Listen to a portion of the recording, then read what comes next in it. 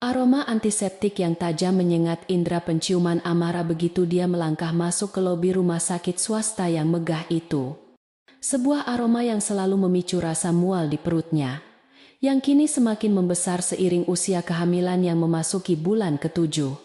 Dia berjalan perlahan menyusuri koridor panjang yang dilapisi marmer putih dingin. Tangannya secara naluriah mengelus perut buncitnya, seolah memberikan ketenangan kepada janin yang sedang bergerak aktif di dalamnya.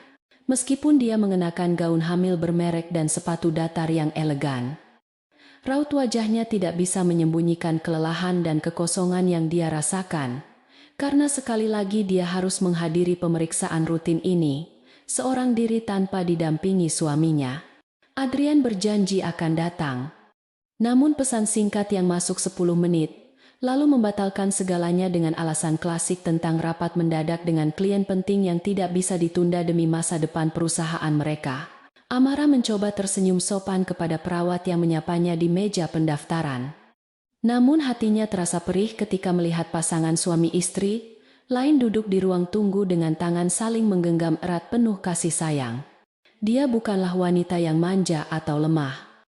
Karena latar belakang keluarganya yang terpandang telah mendidiknya untuk menjadi wanita mandiri dan kuat dalam menghadapi segala situasi sulit. Namun, kehamilan ini membuatnya lebih sensitif dan mendambakan perhatian dari Adrian yang belakangan ini terasa semakin berjarak dan dingin. Seolah-olah kehadiran anak ini hanyalah sebuah kewajiban formalitas belaka bagi pria itu. Amara mengambil nomor antrean dengan tangan sedikit gemetar. Mencoba menekan perasaan curiga yang mulai tumbuh liar di benaknya. Meyakinkan diri sendiri bahwa Adrian bekerja keras demi keluarga kecil mereka, dan dia tidak seharusnya menjadi istri yang banyak menuntut di saat karier suaminya sedang menanjak. Setelah menyelesaikan pemeriksaan yang berjalan lancar dan mendengar detak jantung bayinya yang kuat, Amara memutuskan untuk mampir ke apotek rumah sakit yang terletak di sayap lain gedung untuk menebus beberapa vitamin tambahan. Saat dia berbelok di koridor yang menghubungkan bangsal kebidanan dengan bangsal perawatan anak, langkah kakinya terhenti mendadak, seolah ada paku tak terlihat yang menancap di sol sepatunya. Di ujung lorong, di dekat area bermain anak yang penuh warna, dia melihat sosok punggung pria yang sangat dia kenal. Mengenakan setelan jas abu-abu tua yang tadi pagi dia siapkan dengan tangannya sendiri. Itu adalah Adrian. Suaminya yang seharusnya sedang berada di ruang rapat kantor pusat di seberang kota. Kini berdiri di sana dengan postur tubuh yang terlihat santai, namun penuh perhatian. Sesuatu yang sudah lama hilang saat bersamanya. Jantung Amara berdegup kencang, memukul rongga dadanya dengan ritme yang menyakitkan. Namun dia tidak langsung berteriak atau menghampiri mereka dengan amarah yang meledak-ledak. Sebaliknya, dia melangkah mundur perlahan ke balik sebuah pilar besar, menyembunyikan dirinya dalam bayang-bayang sambil mengamati pemandangan yang menghancurkan hatinya itu dengan mata kepala sendiri. Adrian tidak sendirian. Dia sedang berjongkok di hadapan seorang anak laki-laki berusia sekitar 5 tahun yang terlihat pucat dan lemah. Mengusap kepala anak itu dengan kelembutan yang luar biasa. Di samping mereka berdiri seorang wanita berambut panjang dengan gaun merah marun yang pas di tubuh.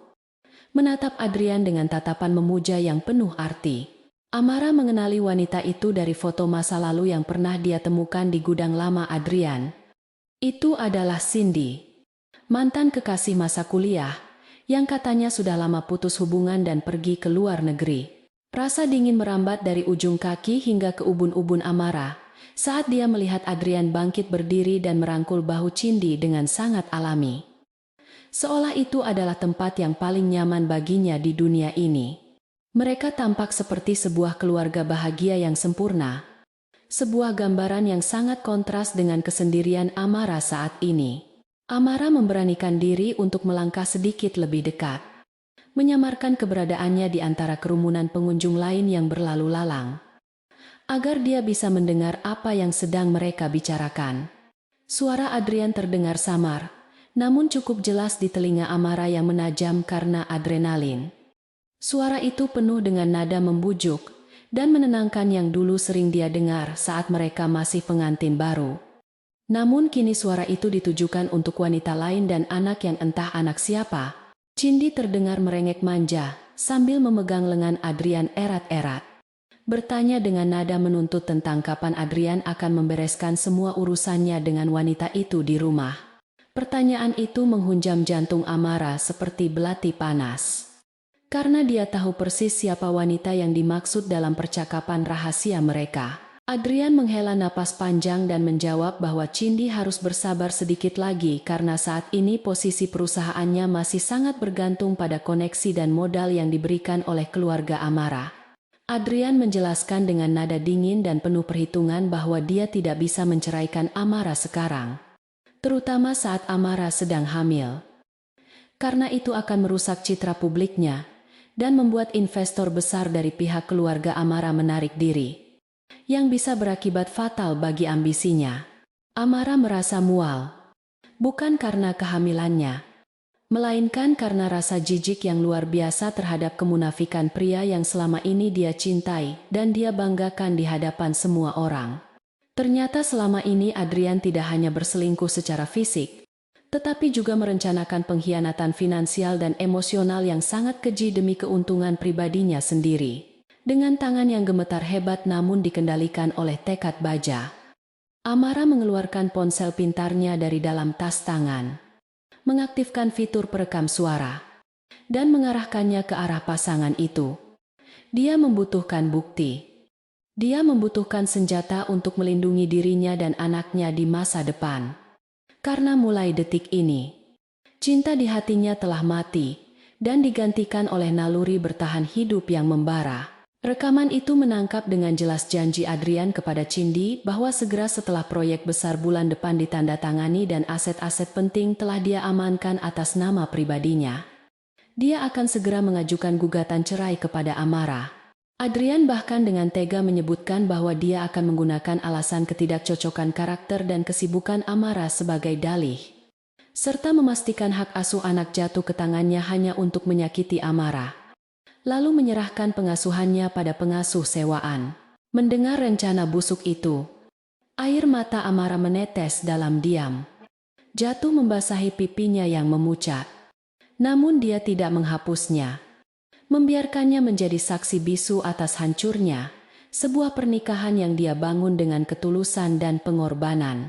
Setelah mendapatkan rekaman yang cukup panjang dan memberatkan, Amara mematikan ponselnya dan menyimpannya kembali dengan hati-hati, seolah benda itu adalah berlian paling berharga di dunia.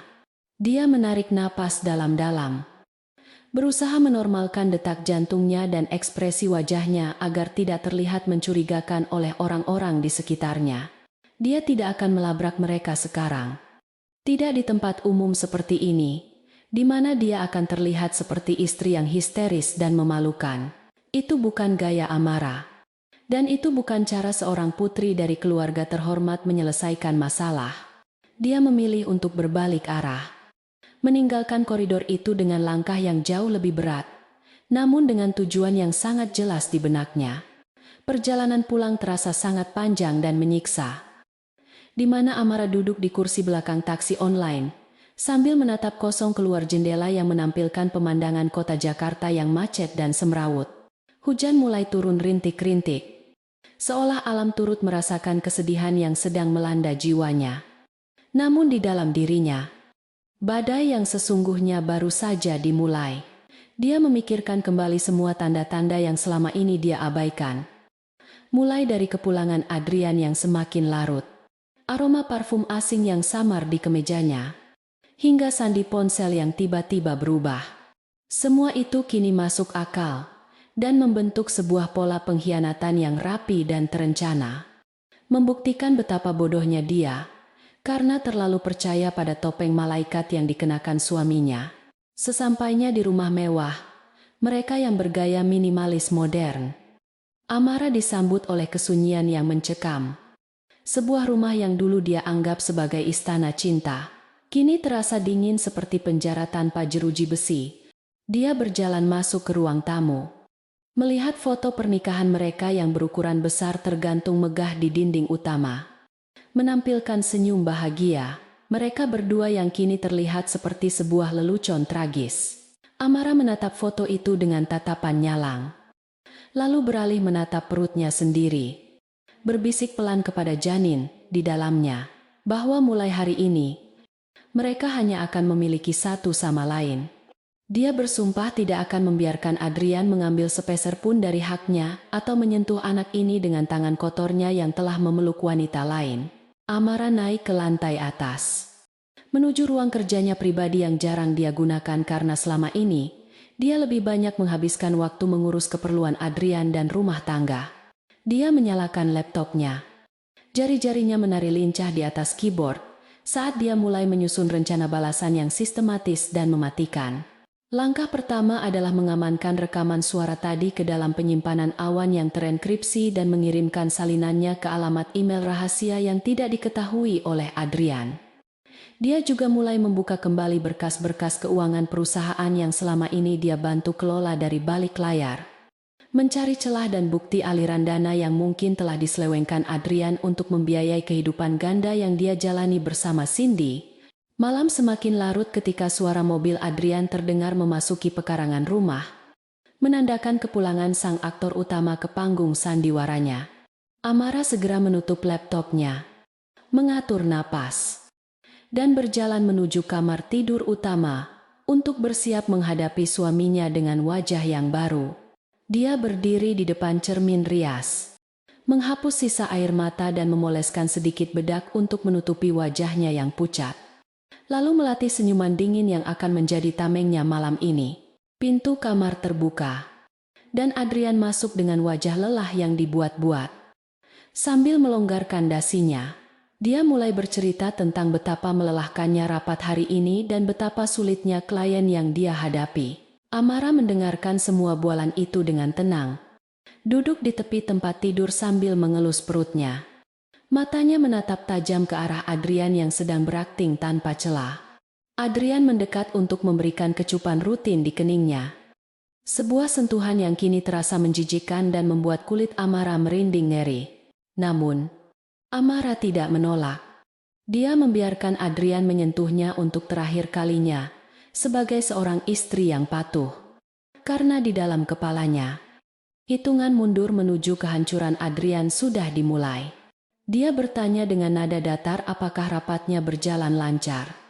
Dan Adrian dengan tanpa rasa bersalah menjawab bahwa semuanya sempurna, dan dia melakukan semua ini demi masa depan mereka bertiga. Sebuah kebohongan yang semakin memantapkan keputusan Amara untuk bercerai. Malam itu, Amara berbaring memunggungi Adrian. Matanya terbuka lebar, menatap kegelapan kamar. Sementara suaminya tertidur pulas di sampingnya, seolah tidak ada dosa yang dia lakukan. Pikiran Amara melayang jauh ke masa depan. Membayangkan langkah-langkah hukum yang akan dia ambil besok pagi bersama pengacara kepercayaan ayahnya. Dia tahu jalan di depan tidak akan mudah. Akan ada pertempuran sengit memperebutkan harta dan hak asuh. Serta serangan balik dari Adrian yang pasti tidak akan tinggal diam. Namun, rasa sakit akibat pengkhianatan ini telah membakar habis rasa takut dalam dirinya, mengubahnya menjadi abu yang kemudian memadat menjadi berlian yang keras dan tak tertembus. Dia bukan lagi Amara yang naif. Dia adalah seorang ibu yang akan bertarung sampai titik darah penghabisan demi keadilan bagi dirinya dan anaknya. Besok adalah hari di mana dia akan mulai menarik kembali semua yang pernah dia berikan kepada Adrian. Mulai dari dukungan finansial, koneksi bisnis, hingga status sosial yang selama ini dibanggakan pria itu. Adrian mungkin berpikir dia adalah raja di papan catur ini. Tetapi dia lupa bahwa Amara adalah ratu yang memiliki kemampuan bergerak ke segala arah dan mematikan langkah lawan dalam satu serangan fatal. Saat fajar mulai menyingsing di ufuk timur, membawa cahaya samar yang menembus tirai jendela, Amara akhirnya memejamkan mata sejenak, menyimpan tenaga untuk perang besar yang akan dia kobarkan. Sebuah perang yang tidak akan berakhir sampai Adrian berlutut memohon ampun atas kesombongan dan kekejamannya. Matahari pagi belum sepenuhnya menampakkan diri di ufuk timur ketika Amara membuka matanya. Terbangun oleh rasa tidak nyaman yang kini menetap di dadanya secara permanen. Dia menoleh ke samping, menatap sosok Adrian yang masih tertidur lelap dengan napas teratur. Wajahnya tampak begitu polos, tanpa beban dosa yang sebenarnya ia pikul. Rasa mual yang biasanya datang karena kehamilan kini bercampur dengan rasa muak yang mendalam, melihat pria yang berbagi tempat tidur dengannya, ternyata berbagi hati dengan wanita lain. Amara bangkit perlahan dari ranjang king size itu, berusaha tidak menimbulkan gerakan yang bisa membangunkan suaminya. Karena dia belum siap untuk berinteraksi dengan kepalsuan Adrian di pagi buta seperti ini. Setelah membersihkan diri dan mengenakan pakaian rumah yang nyaman namun tetap rapi, Amara melangkah menuju ruang kerjanya yang tertutup rapat di lantai 2. Dia mengunci pintu dari dalam, memastikan tidak ada yang bisa masuk secara tiba-tiba. Lalu meraih ponsel khusus yang selama ini dia gunakan untuk urusan keluarga besarnya. Jari-jarinya dengan cepat mencari kontak bernama Pak Suryo, pengacara senior kepercayaan mendiang ayahnya yang dikenal sebagai hiu di dunia hukum korporasi. Panggilan itu tersambung pada dering ketiga, dan suara berat berwibawa di ujung sana menyapanya dengan hormat. Sedikit terkejut menerima telepon sepagi ini, namun siap mendengarkan setiap perintah yang akan keluar dari mulut putri tunggal klien utamanya. Amara tidak membuang waktu untuk basa-basi yang tidak perlu. Dia langsung menjelaskan situasi rumah tangganya dengan nada datar dan dingin yang membuat Pak Suryo terdiam sejenak. Dia menceritakan penemuannya di rumah sakit kemarin, rekaman suara yang telah dia amankan, dan keinginannya untuk segera memproses perceraian dengan strategi bumi hangus. Amara menekankan bahwa Adrian tidak boleh tahu mengenai langkah hukum ini sampai segalanya siap, karena dia ingin memastikan suaminya tidak memiliki kesempatan untuk menyembunyikan aset atau memutarbalikkan fakta. Pak Suryo, dengan loyalitas yang tak tergoyahkan kepada keluarga Amara, segera menyetujui rencana tersebut dan berjanji akan mengerahkan tim investigasi terbaiknya untuk mengumpulkan bukti tambahan yang lebih memberatkan Adrian dan selingkuhannya. Pembicaraan dengan pengacara selesai tepat ketika matahari mulai menerangi ruangan, memberikan Amara energi baru untuk memulai audit pribadinya terhadap keuangan rumah tangga mereka. Dia membuka brankas tersembunyi di balik lukisan dinding, mengeluarkan tumpukan dokumen properti, saham, dan obligasi yang sebagian besar diatasnamakan Adrian demi menjaga ego pria itu. Namun, Adrian lupa bahwa surat kuasa dan perjanjian pranikah yang mereka tanda tangani yang mungkin tidak pernah dibaca Adrian dengan teliti menyatakan bahwa segala aset yang diperoleh dengan modal dari keluarga Amara tetap menjadi miliknya secara hukum. Amara tersenyum miris menyadari betapa naifnya dia dulu, memberikan segalanya atas nama cinta kepada pria yang bahkan tidak menghargai keberadaannya. Suara langkah kaki berat menaiki tangga membuat Amara segera merapikan dokumen-dokumen itu kembali ke dalam brankas dan menutup lukisan dinding dengan cepat. Dia keluar dari ruang kerja tepat saat Adrian muncul di ujung lorong dengan rambut acak-acakan dan wajah bantal, tampak mencari keberadaan istrinya. Adrian tersenyum lebar saat melihat Amara. Sebuah senyuman yang dulu bisa meluluhkan hati Amara, namun kini terlihat seperti seringai serigala yang menyembunyikan taring tajam. Adrian bertanya dengan nada manja mengapa Amara bangun begitu pagi dan tidak membangunkannya. Berpura-pura menjadi suami yang sangat bergantung pada istrinya. Padahal semalam dia baru saja merencanakan untuk membuang Amara seperti sampah yang tidak berguna. Amara membalas senyuman itu dengan tipis, cukup meyakinkan untuk tidak menimbulkan kecurigaan. Lalu beralasan bahwa dia sulit tidur karena bayi mereka sedang aktif bergerak. Dia mengajak Adrian turun untuk sarapan, memainkan peran sebagai istri penurut untuk terakhir kalinya sebelum dia menghancurkan panggung sandiwara ini. Di meja makan, Amara melayani Adrian seperti biasa, menuangkan kopi hitam kesukaannya dan menyiapkan roti panggang. Namun, pikirannya sibuk menyusun daftar vendor dan klien perusahaan Adrian yang harus dia hubungi secara rahasia. Dia mengamati cara Adrian makan, cara dia mengecek ponselnya setiap beberapa detik dengan gelisah, dan menyadari betapa menyedihkannya hidup pria yang terperangkap dalam jaring kebohongannya sendiri ini. Sambil menyesap kopinya, Adrian mulai membual tentang proyek besar yang sedang dia kerjakan. Mengeluh tentang betapa sulitnya negosiasi dengan investor asing dan betapa dia membutuhkan dukungan moral dari Amara. Dia bahkan berani meminta Amara untuk menghubungi pamannya yang merupakan pejabat bank sentral, berharap bisa mendapatkan kemudahan pinjaman untuk ekspansi bisnis yang sebenarnya bodoh.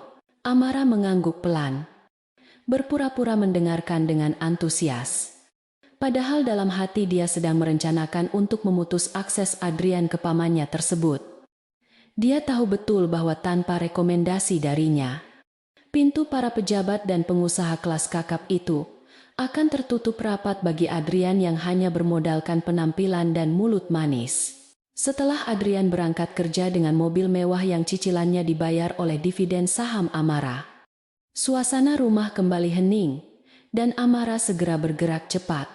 Dia menelepon manajer investasi pribadinya, memberikan instruksi tegas untuk membekukan semua aliran dana suntikan yang selama ini masuk ke rekening perusahaan Adrian secara berkala. Selama bertahun-tahun, Amara telah menyuntikkan dana segar melalui beberapa perusahaan cangkang agar Adrian merasa sukses karena usahanya sendiri, menjaga harga diri suaminya yang rapuh. Kini, keran itu akan ditutup total. Dan Amara ingin melihat berapa lama perusahaan Adrian bisa bertahan tanpa bantuan oksigen finansial yang selama ini dia berikan tanpa pamrih. Siang harinya, Pak Suryo datang ke rumah dengan membawa tim kecil yang terdiri dari akuntan forensik dan penyelidik swasta. Mereka masuk melalui pintu samping untuk menghindari perhatian tetangga atau asisten rumah tangga yang mungkin loyal pada Adrian. Mereka mengubah ruang tamu menjadi pusat komando sementara, menggelar berbagai dokumen dan laptop di atas meja kopi marmer. Amara menyerahkan salinan digital dari semua bukti transaksi mencurigakan yang dia temukan di laptop Adrian semalam, termasuk tagihan kartu kredit untuk perhiasan dan penginapan hotel bintang 5 yang jelas bukan untuk dirinya. Wajah para profesional itu tampak serius saat mereka mulai memetakan pola pengeluaran Adrian yang sangat boros dan tidak bertanggung jawab. Hasil analisis awal tim Pak Suryo sangat mengejutkan. Ternyata Adrian tidak hanya berselingkuh, tetapi juga telah menggelapkan sejumlah dana perusahaan untuk membeli sebuah apartemen mewah atas nama Cindy. Fakta ini membuat darah Amara mendidih. Namun dia tetap mempertahankan ketenangannya, menyadari bahwa temuan ini adalah amunisi tambahan yang sangat mematikan di pengadilan nanti. Pak Suryo menyarankan agar Amara tetap bersikap normal selama beberapa hari ke depan sambil mereka menyusun draft gugatan cerai yang sempurna dan tak terbantahkan. Mereka juga mendiskusikan strategi untuk melindungi hak asuh anak yang belum lahir, memastikan bahwa Adrian tidak akan memiliki celah sedikit pun untuk mengklaim hak asuh demi menghindari kewajiban nafkah. Menjelang sore, Amara menerima pesan dari Adrian yang mengatakan bahwa dia akan pulang terlambat lagi malam ini karena ada makan malam bisnis dengan klien potensial. Amara tahu itu adalah kode bahwa Adrian akan menghabiskan waktu bersama Cindy di apartemen baru mereka, merayakan apa yang mereka pikir sebagai kemenangan atas kebodohan Amara. Amara membalas pesan itu dengan emotikon senyum dan pesan singkat menyuruhnya untuk berhati-hati. Sebuah ironi yang tidak disadari oleh Adrian. Amara meletakkan ponselnya di meja, lalu berjalan menuju taman belakang, menghirup udara segar dan membiarkan angin sore menerpa wajahnya, merasakan kebebasan yang perlahan mulai tumbuh di dalam jiwanya yang terluka. Di tengah kesendirian itu, Amara mulai memikirkan acara pesta ulang tahun perusahaan Adrian yang akan diadakan 2 hari lagi. Sebuah acara besar yang telah dipersiapkan jauh-jauh hari. Adrian sangat berharap Amara hadir di sana sebagai trofi pendamping yang sempurna, memperkuat citranya sebagai pria keluarga yang sukses dan harmonis. Amara menyadari bahwa itu adalah panggung yang paling tepat untuk menjatuhkan bom yang telah dia racik dengan teliti. Sebuah momen di mana dia bisa membuka topeng Adrian di hadapan semua orang yang selama ini memujanya. Dia memutuskan bahwa dia akan datang ke pesta itu, bukan sebagai istri yang patuh, melainkan sebagai pembawa keadilan yang akan mengakhiri segala kepalsuan ini sekali dan untuk selamanya. Malam itu, Amara tidur lebih awal, mengabaikan ketidakhadiran Adrian di sisinya, karena dia membutuhkan istirahat yang cukup untuk menjaga kesehatan kandungannya di tengah badai stres ini. Dia bermimpi tentang masa kecilnya, tentang nasihat ayahnya yang selalu menekankan pentingnya harga diri dan keberanian dalam menghadapi ketidakadilan. Seolah alam bawah sadarnya sedang menguatkan mentalnya.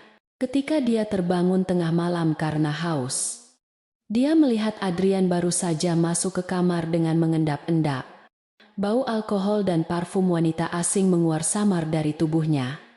Amara pura-pura tertidur. Namun di balik kelopak matanya yang terpejam, matanya menyala dengan tekad yang membara, siap untuk menyongsong hari penghakiman yang akan segera tiba. Waktu berjalan terasa lambat namun pasti. Setiap detik yang berlalu membawa Amara semakin dekat pada momen pelepasan yang dia nantikan dengan penuh debar. Dia menghabiskan hari berikutnya dengan melakukan perawatan diri di spa langganan, memastikan penampilannya nanti akan terlihat sempurna dan memukau. Tanpa jejak kesedihan sedikit pun, dia ingin Adrian melihat apa yang akan dia lepaskan. Dia ingin Cindy melihat siapa sebenarnya lawan yang sedang dia hadapi. Dan dia ingin dunia tahu bahwa Amara bukanlah wanita yang bisa dipermainkan. Persiapan telah selesai. Bukti-bukti telah terkumpul, dan mentalnya telah sekeras baja. Kini tinggal menunggu tirai panggung terangkat dan pertunjukan sesungguhnya dimulai. Cahaya lampu kristal yang menggantung megah di langit-langit ballroom hotel bintang 5 itu memantulkan kilauan yang menyilaukan, menciptakan suasana kemewahan yang sempurna untuk pesta perayaan ulang tahun kelima perusahaan Adrian. Musik orkestra yang lembut mengalun di udara, bercampur dengan denting gelas sampanye dan dengung percakapan para tamu undangan yang terdiri dari elit bisnis, sosialita, dan beberapa pejabat pemerintahan. Adrian berdiri di tengah ruangan dengan setelan jas hitam rancangan desainer ternama. Wajahnya berseri-seri penuh kemenangan saat menyalami para kolega yang datang, memberikan ucapan selamat atas kesuksesan yang ia klaim sebagai hasil kerja kerasnya sendiri. Dia merasa seperti raja malam ini, penguasa dunia kecil yang telah ia bangun dengan susah payah, tanpa menyadari bahwa fondasi kerajaannya sedang berada di ambang keruntuhan total karena kebodohannya sendiri. Di sudut ruangan yang agak tersembunyi, namun strategis, Cindy berdiri dengan mengenakan gaun malam berwarna biru tua yang membalut tubuhnya dengan ketat. Terlalu mencolok untuk seseorang yang diperkenalkan sebagai sekretaris pribadi direktur utama. Dia memegang gelas anggur dengan gaya yang dibuat-buat. Matanya terus mengikuti pergerakan Adrian dengan tatapan posesif yang terselubung, seolah ingin meneriakkan kepada seluruh ruangan bahwa dialah wanita yang sebenarnya memenangkan hati sang raja pesta. Adrian sesekali melirik ke arah Cindy dan memberikan senyuman rahasia, menikmati sensasi adrenalin dari permainan api yang sedang mereka mainkan di depan mata publik tanpa ada yang curiga. Dia merasa jenius karena bisa membawa selingkuhannya ke acara resmi tanpa menimbulkan skandal, meyakini bahwa Amara yang polos tidak akan pernah menyadari drama yang terjadi di bawah hidungnya.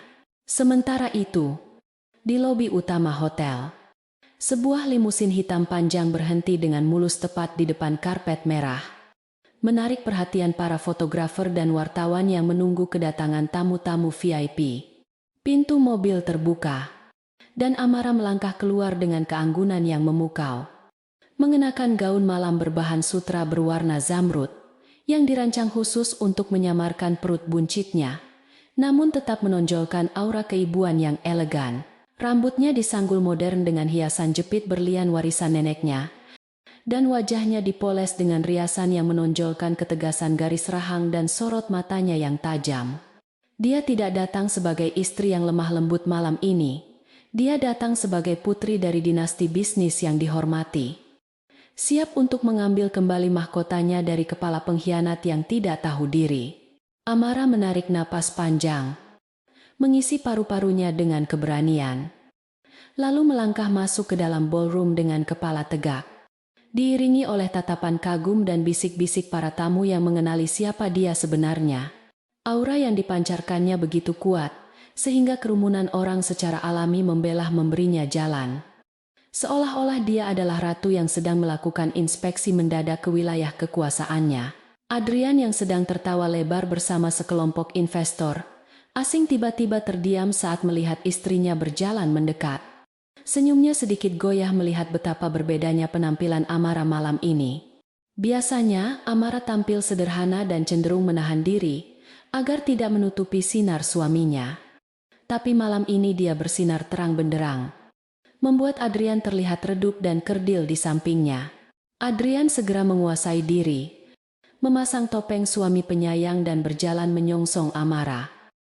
Merentangkan kedua tangannya untuk memberikan pelukan sambutan yang hangat di depan kamera wartawan. Namun, Amara dengan halus namun tegas menahan tubuhnya. Hanya membiarkan pipi mereka bersentuhan sekilas tanpa kehangatan sedikit pun. Membuat Adrian merasa canggung sejenak.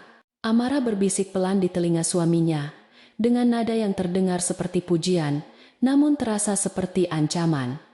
Mengatakan bahwa pesta ini sangat luar biasa dan sayang sekali jika harus berakhir dengan cepat. Adrian tertawa gugup, mengira itu hanya candaan. Lalu segera menggandeng tangan Amara untuk membawanya berkeliling, memamerkan istrinya sebagai trofi pelengkap kesuksesannya. Saat mereka berkeliling menyapa para tamu, Amara dengan sengaja mengarahkan langkah mereka mendekati tempat di mana Cindy berdiri, membuat Adrian menegang dan berusaha mengalihkan arah, namun terlambat. Cindy yang terkejut melihat Amara mendekat dengan tatapan mengintimidasi mencoba bersikap profesional. Namun kegugupan terlihat jelas dari caranya memegang gelas yang gemetar. Amara menatap Cindy dari ujung rambut hingga ujung kaki dengan pandangan merendahkan. Lalu memuji gaun Cindy dengan nada sarkastik yang halus, mengatakan bahwa warna itu sangat cocok untuk seseorang yang suka bekerja dalam bayang-bayang. Cindy tersedak minumannya mendengar sindiran itu. Sementara Adrian buru-buru menarik Amara menjauh dengan alasan ingin memperkenalkannya pada komisaris utama. Keringat dingin mulai membasahi punggungnya. Momen puncak acara pun tiba ketika pembawa acara mempersilakan Adrian naik ke atas panggung untuk memberikan pidato kemenangan dan memotong kue ulang tahun perusahaan. Lampu sorot diarahkan ke panggung, dan Adrian berdiri di sana dengan penuh percaya diri, memegang mikrofon, dan mulai menceritakan kisah perjuangannya membangun perusahaan dari nol. Sebuah narasi fiktif yang mengabaikan peran besar modal dan koneksi keluarga Amara. Dia berbicara tentang integritas, tentang pentingnya keluarga sebagai pendukung utama, dan tentang visi masa depan yang cerah. Kata-kata manis yang terdengar seperti racun di telinga Amara yang berdiri di samping panggung. Amara mendengarkan dengan wajah datar. Tangannya memegang sebuah map kulit berwarna coklat yang diserahkan oleh asisten Pak Suryo yang baru saja menyelinap masuk. Di akhir pidatonya, Adrian dengan gaya teatrikal memanggil Amara untuk naik ke atas panggung, menyebutnya sebagai bidadari yang selalu setia mendampinginya dalam suka dan duka. Tepuk tangan meriah membahana di ruangan itu saat Amara melangkah naik. Namun bukannya berdiri manis di samping Adrian untuk difoto. Dia berjalan langsung menuju podium dan mengambil alih mikrofon. Adrian tampak bingung, namun mencoba tetap tersenyum. Mengira istrinya ingin memberikan kata sambutan singkat untuk memuji kehebatannya. Suasana ballroom mendadak hening ketika suara Amara bergema jernih dan tegas melalui pengeras suara, tanpa getaran kegugupan sedikit pun. Menyapa para hadirin dengan wibawa yang membuat semua orang terpaku di tempatnya. Amara memulai pidatonya dengan membenarkan ucapan Adrian bahwa kejujuran dan keluarga adalah fondasi utama dalam kesuksesan. Namun dia menambahkan bahwa fondasi itu akan hancur jika dibangun di atas kebohongan dan pengkhianatan. Wajah Adrian mulai memucat. Senyumnya lenyap digantikan oleh kepanikan yang nyata saat dia menyadari arah pembicaraan Amara yang tidak terduga ini. Amara melanjutkan dengan tenang, mengungkapkan bahwa selama ini dia diam, bukan karena tidak tahu, melainkan karena dia sedang mengumpulkan bukti atas apa yang sebenarnya terjadi di balik layar kehidupan sempurna Adrian. Dia menatap lurus ke arah kamera yang menyiarkan acara itu secara langsung, lalu mengarahkan pandangannya pada Cindy yang berdiri mematung di sudut ruangan dengan wajah ketakutan. Dengan gerakan yang dramatis namun elegan, Amara membuka map kulit yang dibawanya, mengeluarkan dokumen gugatan cerai yang telah dicap resmi, dan beberapa lembar foto yang memperlihatkan Adrian bersama Cindy dan anak mereka di rumah sakit. Dia tidak perlu berteriak atau menangis histeris. Suaranya yang tenang justru lebih menakutkan saat dia mengumumkan bahwa mulai detik ini, dia resmi mengajukan gugatan cerai terhadap Adrian atas dasar perzinahan dan penipuan finansial. Amara juga menyatakan di hadapan para investor dan mitra bisnis bahwa seluruh aset dan dukungan dari keluarga besarnya akan ditarik mundur sepenuhnya dari perusahaan Adrian efektif mulai besok pagi. Ruangan itu meledak dalam keributan. Suara gelas pecah terdengar di kejauhan, dan kilatan lampu kamera berkedip gila-gilaan mengabadikan momen kehancuran sang CEO muda. Adrian yang syok berat mencoba merebut mikrofon dari tangan Amara, berteriak bahwa istrinya sedang sakit dan berhalusinasi karena hormon kehamilan. Berusaha menyelamatkan mukanya yang sudah hancur lebur. Namun, dua orang pengawal berbadan tegap yang disewa, Amara segera naik ke panggung dan menghalangi langkah Adrian, membuatnya tampak semakin menyedihkan dan bersalah di mata publik. Amara menatap suaminya dengan tatapan dingin yang menusuk tulang, lalu menyerahkan map berisi gugatan cerai itu tepat ke dada Adrian, membiarkannya jatuh berserakan di lantai panggung sebagai simbol runtuhnya pernikahan mereka. Dia mengatakan satu kalimat terakhir yang didengar oleh seluruh ruangan bahwa Adrian boleh menyimpan semua kebohongannya, tapi dia tidak akan pernah mendapatkan sepeser pun dari harta atau anak yang dikandungnya. Cindy yang menyadari situasi sudah tidak terkendali mencoba melarikan diri melalui pintu samping. Namun beberapa wartawan yang jeli segera mengejarnya, membombardir wanita itu dengan pertanyaan tajam yang membuatnya menutupi wajah dengan tas tangan. Kekacauan di ballroom semakin menjadi-jadi ketika para investor mulai saling berbisik panik, menyadari bahwa tanpa dukungan Amara, perusahaan Adrian hanyalah cangkang kosong yang akan segera karam. Adrian berdiri terpaku di tengah panggung dikelilingi oleh lembaran kertas gugatan cerai. Wajahnya merah padam menahan malu dan amarah yang bercampur aduk.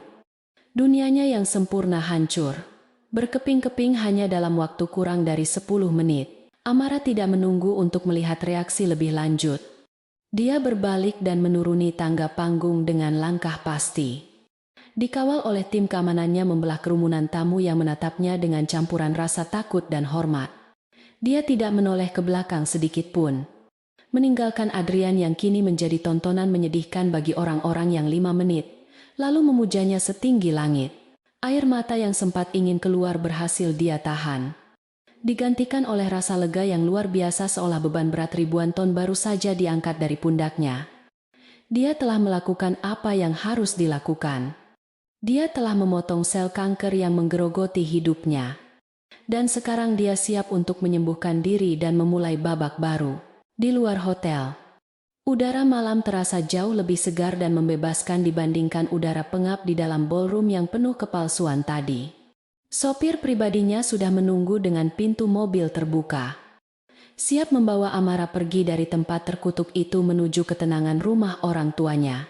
Saat mobil melaju meninggalkan area hotel, Amara melihat dari kaca spion kerumunan orang yang masih heboh di lobi. Dan dia tersenyum tipis. Senyum kemenangan seorang wanita yang berhasil merebut kembali harga dirinya. Malam ini adalah akhir dari Adrian.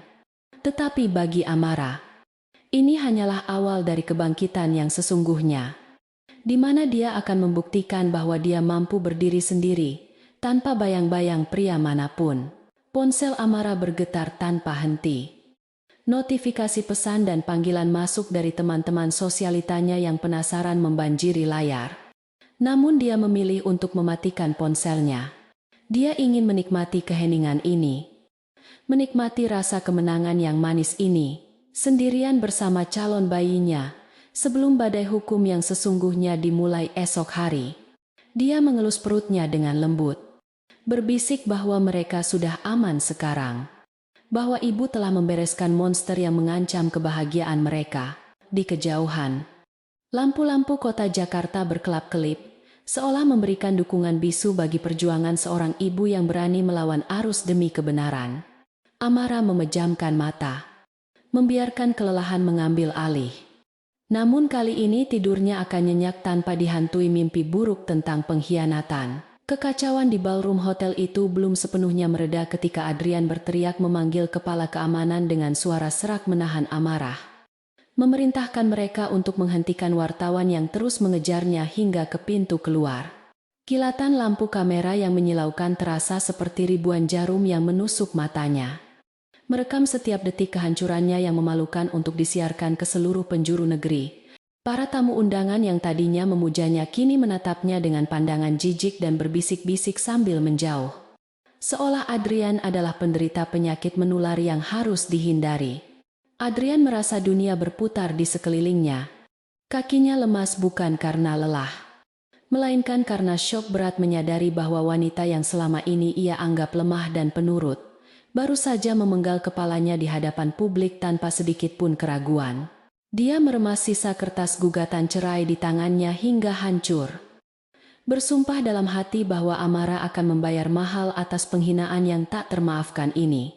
Adrian memacu mobil sport mewahnya membelah jalanan Jakarta yang mulai lengang dengan kecepatan gila. Mengabaikan rambu lalu lintas dan klakson kendaraan lain yang memprotes cara mengemudinya yang ugal-ugalan. Pikirannya dipenuhi oleh bayangan wajah dingin Amara di atas panggung tadi. Sebuah wajah yang sangat asing baginya. Wajah seorang musuh yang mengetahui semua kelemahannya. Dia mencoba menghubungi ponsel Amara berulang kali. Namun hanya suara operator yang menjawab. Membuatnya semakin frustrasi hingga memukul setir mobil dengan keras. Dia yakin Amara tidak mungkin melakukan ini sendirian. Pasti ada seseorang yang menghasutnya. Karena Amara yang dia kenal adalah wanita bodoh yang cinta buta padanya. Adrian menolak untuk menerima kenyataan bahwa istrinya memiliki kecerdasan dan kekuatan untuk menghancurkannya. Egonya yang terlalu besar menghalanginya untuk melihat kebenaran yang sudah terpampang nyata di depan mata. Sesampainya di rumah, Adrian mendapati gerbang terkunci rapat dan penjaga keamanan rumah yang biasanya ramah kini menatapnya dengan tatapan waspada. Seolah dia adalah orang asing yang berbahaya. Ketika dia berhasil masuk ke dalam rumah, keheningan yang mencekam menyambutnya. Barang-barang pribadi Amara di kamar utama sudah lenyap tanpa sisa, meninggalkan lemari pakaian yang kosong melompong seperti hati pemiliknya. Di atas meja rias, hanya tertinggal cincin pernikahan. Mereka yang diletakkan begitu saja di samping sebuah catatan kecil yang ditulis tangan dengan rapi. Catatan itu hanya berisi satu kalimat singkat yang menusuk. Hubungi pengacaraku untuk urusan selanjutnya. Jangan pernah mencoba mendekatiku, atau anakku lagi. Adrian merobek kertas itu dengan geram, lalu membanting botol parfum ke lantai hingga pecah berantakan, melampiaskan amarahnya pada benda-benda mati di sekitarnya. Sementara itu, di kediaman orang tuanya yang dijaga ketat oleh sistem keamanan berlapis, Amara duduk dengan tenang di ruang keluarga sambil menyeruput teh herbal hangat buatan ibunya. Dia tahu Adrian pasti sedang mengamuk saat ini. Namun dia merasa aman berada di benteng pertahanan keluarganya yang tidak akan bisa ditembus oleh pria itu. Ponsel di meja depannya terus bergetar menampilkan nama Adrian. Namun Amara membiarkannya saja. Mengikuti instruksi Pak Suryo untuk tidak merespons komunikasi langsung tanpa didampingi saksi atau pengacara. Dia tidak ingin memberikan celah bagi Adrian untuk memanipulasi emosinya atau merekam pembicaraan yang bisa diputarbalikkan nantinya. Malam ini adalah malam pertama dia tidur tanpa kehadiran Adrian di rumah itu. Dan anehnya, dia tidak merasa kesepian, melainkan merasa sangat lega dan bebas dari beban kepura-puraan yang selama ini menghimpit dadanya.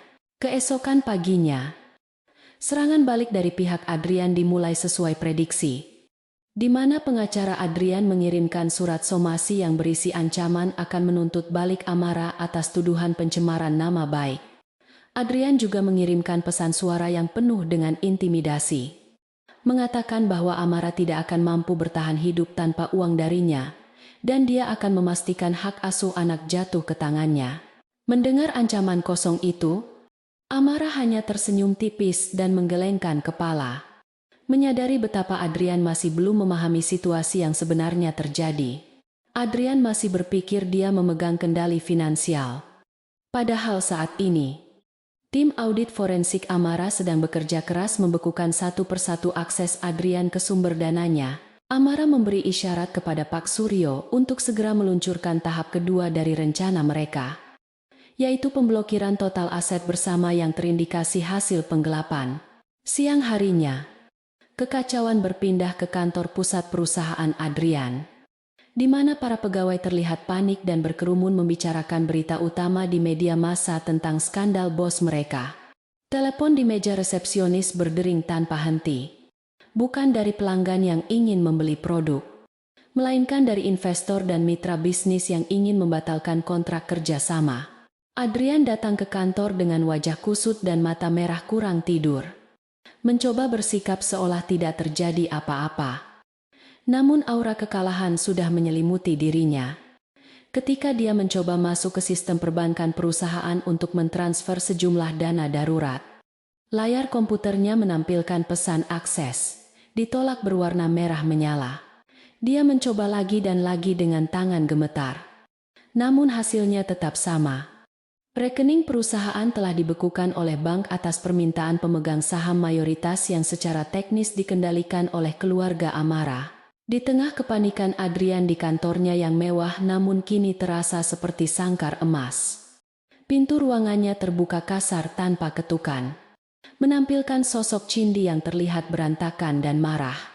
Wanita itu tidak datang untuk memberikan dukungan moral sebagai kekasih yang setia, melainkan untuk menuntut kejelasan nasibnya di tengah badai yang sedang menerjang Adrian.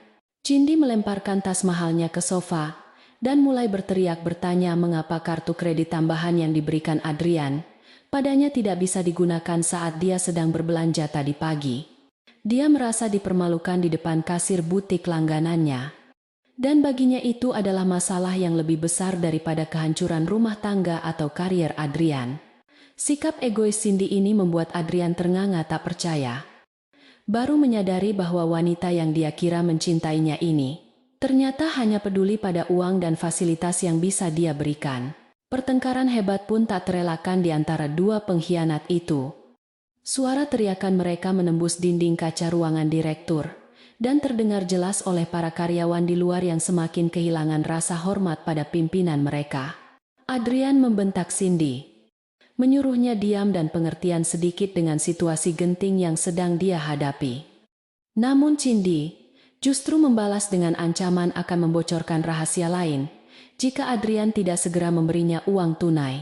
Cindy merasa posisinya terancam dan naluri bertahan hidupnya yang licik mulai mengambil alih. Dia tidak mau ikut tenggelam bersama kapal karam bernama Adrian. Di tengah adu mulut itu, ponsel Cindy berbunyi, menampilkan nomor tak dikenal yang ternyata adalah panggilan dari Amara. Membuat suasana ruangan mendadak hening seketika. Cindy mengangkat telepon itu dengan angkuh, mengira dia bisa mengintimidasi Amara dengan kata-kata pedas dan pameran kasih sayang Adrian padanya. Dia menyalakan pengeras suara agar Adrian bisa mendengar betapa dia membela pria itu. Namun strategi itu menjadi bumerang yang fatal. Suara Amara terdengar tenang dan penuh wibawa di ujung sana, mengatakan bahwa dia tidak menelepon untuk berdebat soal perasaan, melainkan untuk memberitahu Cindy sebuah fakta hukum. Amara menjelaskan bahwa apartemen yang ditinggali Cindy saat ini dibeli menggunakan dana perusahaan yang digelapkan. Dan oleh karena itu, apartemen tersebut telah disita oleh pengadilan mulai hari ini. Amara memberi waktu 24 jam bagi Cindy untuk mengosongkan tempat itu sebelum polisi datang melakukan pengusiran paksa atas tuduhan penadahan barang hasil kejahatan. Wajah Cindy memucat seketika. Ponsel di tangannya nyaris terjatuh. Kesombongannya lenyap digantikan oleh ketakutan yang nyata akan menjadi gelandangan dan masuk penjara. Adrian yang mendengar hal itu hanya bisa terduduk lemas di kursi kebesarannya, menyadari betapa detail dan kejamnya serangan yang dilancarkan Amara. Amara belum selesai. Dia menambahkan satu pukulan terakhir dengan mengatakan bahwa dia memiliki bukti rekaman CCTV hotel saat Cindy dan Adrian bertemu diam-diam, yang bisa digunakan untuk menuntut Cindy sebagai perusak rumah tangga dengan denda miliaran rupiah. Amara menutup telepon tanpa menunggu jawaban. meninggalkan Cindy yang kini menatap Adrian dengan tatapan menyalahkan. Seolah semua ini adalah kesalahan Adrian yang tidak becus mengurus istrinya. Setelah Cindy pergi dengan membanting pintu sambil menangis histeris, Adrian tinggal sendirian di ruangannya yang semakin gelap seiring matahari yang mulai terbenam. Dia mencoba memutar otak, mencari jalan keluar. Menghubungi beberapa teman lama dan kolega bisnis yang dulu sering dia traktir dan dia bantu. Namun, satu persatu dari mereka menolak panggilannya atau memberikan alasan sibuk yang dibuat-buat. Tidak ada satupun yang mau terseret dalam lumpur masalah yang sedang dihadapi Adrian. Reputasi Adrian sudah hancur. Dan di dunia bisnis yang kejam, tidak ada tempat bagi pecundang yang kehilangan dukungan modal dan kepercayaan publik. Dia menyadari bahwa selama ini teman-temannya hanya mendekatinya karena uang dan koneksi istrinya, bukan karena karisma atau kemampuannya. Rasa putus asa mulai merayapi hati Adrian, mengubah kesombongannya menjadi kepanikan liar yang membuatnya bertindak irasional. Dia memutuskan untuk nekat mendatangi rumah orang tua Amara, berharap bisa memohon atau mengancam secara langsung agar Amara mencabut gugatannya. Dia memacu mobilnya lagi menembus kemacetan jam pulang kerja, menyusun kata-kata manipulatif di kepalanya, meyakinkan diri bahwa Amara masih mencintainya dan hanya sedang emosi sesaat. Dia berpikir jika dia berlutut dan berjanji akan meninggalkan Cindy, Amara pasti akan luluh karena wanita itu sedang hamil dan butuh figur ayah. Betapa salahnya Adrian menilai kekuatan hati seorang ibu yang telah terluka. Dia tidak tahu bahwa pintu maaf Amara sudah terkunci rapat dan kuncinya telah dibuang ke dasar lautan kebencian. Setibanya di depan gerbang tinggi rumah keluarga Amara, Adrian dihadang oleh 4 orang petugas keamanan berseragam lengkap yang menolak membukakan pintu.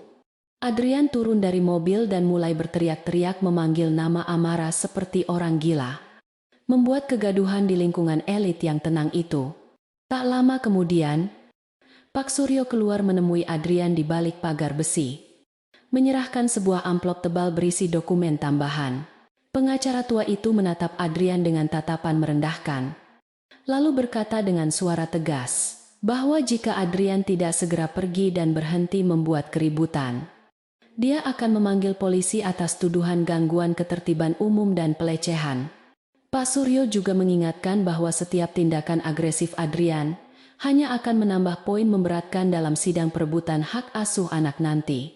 Adrian membuka amplop itu dengan tangan gemetar.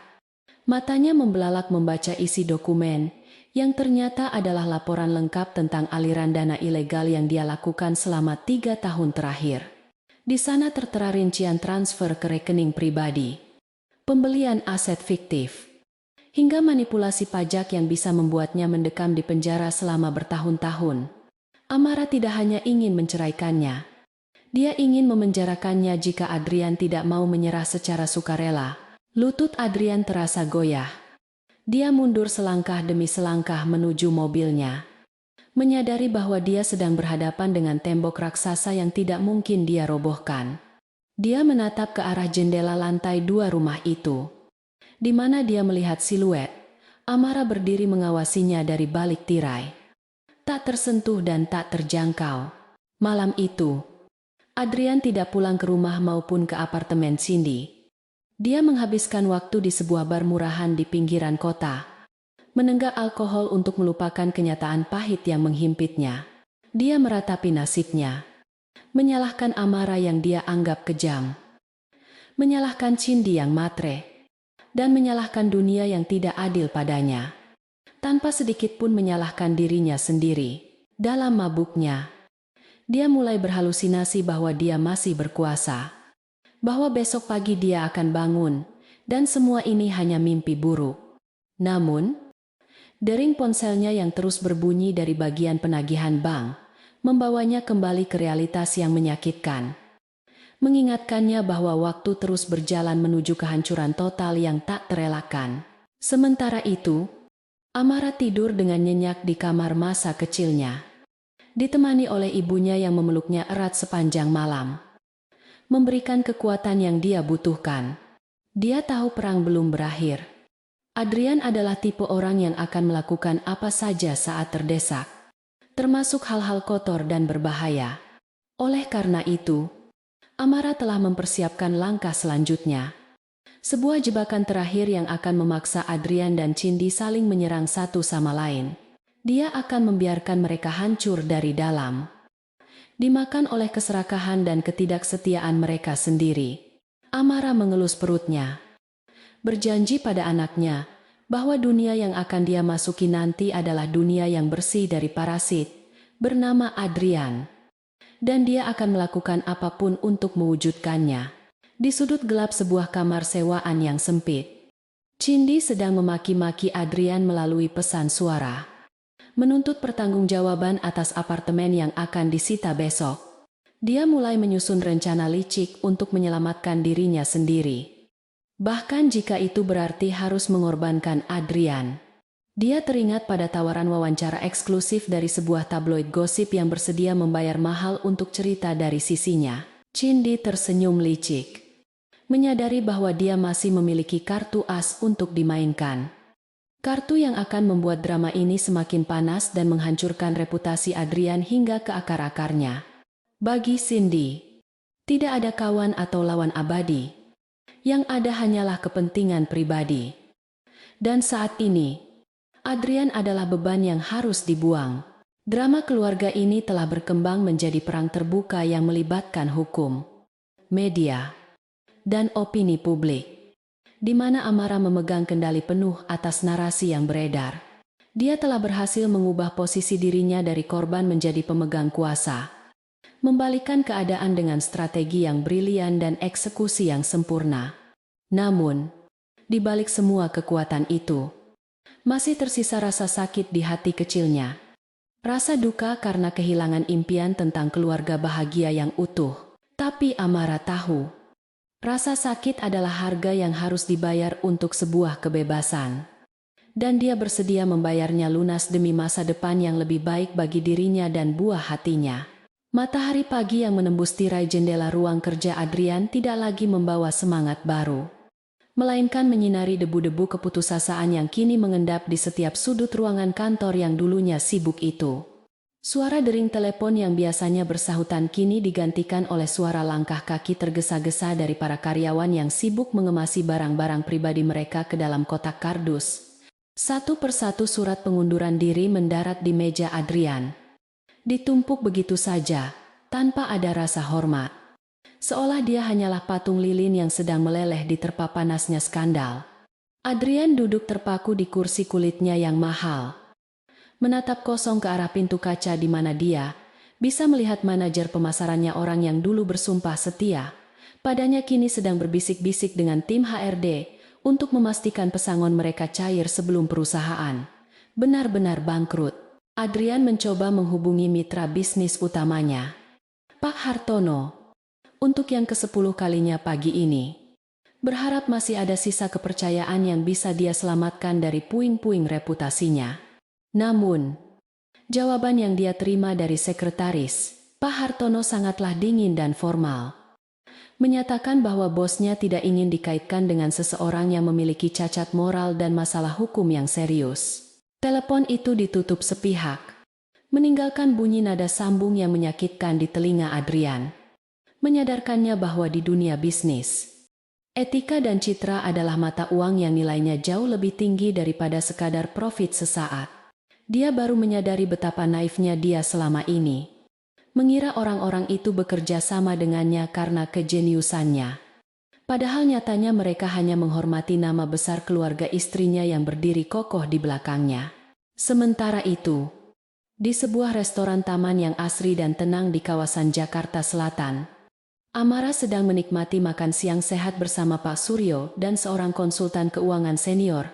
Wajahnya terlihat segar dan bercahaya, jauh berbeda dengan gambaran wanita hamil yang stres dan terpuruk yang mungkin diharapkan oleh musuh-musuhnya. Dia mendengarkan laporan Pak Suryo dengan seksama, sesekali mengangguk pelan sambil mengusap perutnya. Bibirnya menyunggingkan senyum tipis kepuasan mendengar runtuhnya kerajaan bisnis Adrian. Mereka sedang membahas strategi akuisisi aset-aset potensial milik perusahaan Adrian yang kini nilainya jatuh bebas. Berencana membelinya kembali dengan harga murah melalui pihak ketiga, untuk kemudian dikelola di bawah bendera perusahaan baru milik Amara sendiri. Amara tidak hanya menghancurkan Adrian. Dia juga sedang mengajarkan sebuah pelajaran berharga tentang bagaimana kekuasaan yang sesungguhnya bekerja. Bukan melalui teriakan atau intimidasi, melainkan melalui strategi senyap yang mematikan. Dia teringat bagaimana dulu Adrian sering meremehkan pendapatnya dalam rapat. Mengatakan bahwa wanita hamil terlalu emosional untuk mengambil keputusan bisnis yang logis. Kini, ironi itu terpampang jelas di depan mata, di mana wanita emosional itu justru yang memegang kendali penuh atas nasib ratusan orang. Sementara pria rasional itu sedang tenggelam dalam kekacauan emosinya sendiri. Amara meletakkan cangkir tehnya dengan anggun, lalu memberikan instruksi kepada Pak Suryo untuk mempercepat proses penyitaan aset pribadi Adrian, termasuk mobil-mobil mewah yang selama ini menjadi simbol keangkuhan pria itu. Di sisi lain kota, Cindy sedang duduk gelisah di sebuah kafe remang-remang. Matanya terus memantau layar ponselnya yang menampilkan berita terbaru tentang kejatuhan Adrian yang menjadi trending topik di media sosial. Dia merasa seperti tikus yang terperangkap di kapal yang sedang karam. Naluri bertahan hidupnya berteriak menyuruhnya untuk segera melompat sebelum ikut terseret ke dasar laut. Uang bulanan yang dijanjikan Adrian tidak pernah masuk ke rekeningnya, dan tagihan kartu kreditnya mulai menumpuk, membuatnya panik setengah mati. Dia mencoba menghubungi Adrian, namun panggilannya selalu dialihkan, membuatnya semakin yakin bahwa pria itu sudah tidak berguna lagi baginya, dan hanya akan menjadi beban hidup yang menyusahkan. Tiba-tiba, seorang wartawan tabloid gosip yang sudah membuat janji dengannya datang menghampiri meja, membawa alat perekam dan buku catatan dengan senyum licik yang menjanjikan ketenaran instan. Cindy, dengan segala kelicikannya, memutuskan untuk memutarbalikkan fakta demi menyelamatkan citranya sendiri di mata publik, agar tidak dicap sebagai pelakor yang jahat. Dia mulai bercerita dengan air mata buaya, mengatakan bahwa dia adalah korban manipulasi Adrian, bahwa Adrian mengaku sebagai duda yang tidak bahagia dan menjanjikan pernikahan yang sah. Dia melukiskan dirinya sebagai wanita polos yang tertipu oleh janji manis seorang pria hidung belang, berharap simpati publik akan beralih padanya dan membuka peluang karir di dunia hiburan yang selama ini dia idam-idamkan. Wawancara eksklusif itu tayang secara online hanya dalam hitungan jam, dan Adrian menontonnya dari layar komputernya di kantor dengan rahang yang mengeras menahan amarah yang meledak-ledak. Dia melihat wanita yang dia cintai, wanita yang karenanya dia rela mengkhianati istri sebaik Amara, kini sedang menusuknya dari belakang dengan kebohongan yang keji di depan jutaan penonton. Adrian merasa dikhianati 2 kali lipat. Dunianya yang sudah retak kini hancur, berkeping-keping menjadi debu yang tak berharga. Dia membanting monitor komputernya ke lantai hingga pecah, berteriak frustrasi di ruangan kosong itu, menyadari bahwa dia sendirian di dunia ini, tanpa istri, tanpa kekasih, dan tanpa teman. Dengan sisa tenaga dan amarah yang membara, Adrian menyambar kunci mobilnya dan melaju kencang menuju apartemen Cindy, bertekad untuk membuat perhitungan dengan wanita ular itu. Sesampainya di sana, dia mendapati pintu apartemen terbuka lebar, dan beberapa orang berseragam petugas pengadilan sedang sibuk menempelkan stiker penyitaan di perabot-perabot mewah di dalamnya. Cindy sedang berdiri di tengah ruangan sambil memeluk tas-tas bermereknya, berteriak histeris kepada petugas agar tidak menyentuh barang-barang pribadinya. Ketika dia melihat Adrian datang, bukannya berlari meminta perlindungan, dia justru menatap Adrian dengan tatapan penuh kebencian dan jijik, seolah Adrian adalah penyebab dari semua kesialan yang menimpanya hari ini.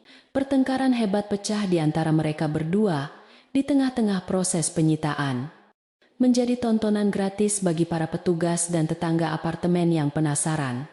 Adrian mencengkeram bahu Cindy, menuntut penjelasan atas wawancara sampah yang baru saja dia tonton. Bertanya di mana letak cinta yang selama ini Cindy agung-agungkan.